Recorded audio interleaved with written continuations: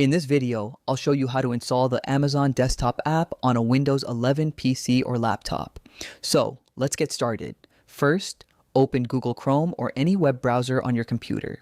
In the address bar, type amazon.com and press enter.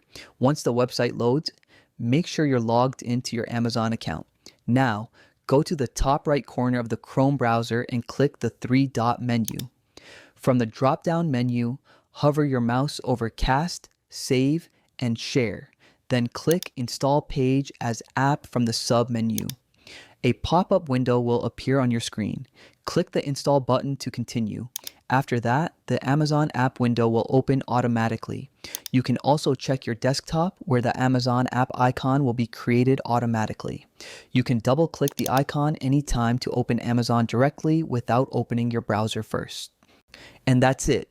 Don't forget to like, subscribe, and turn on notifications for more helpful and easy tutorials.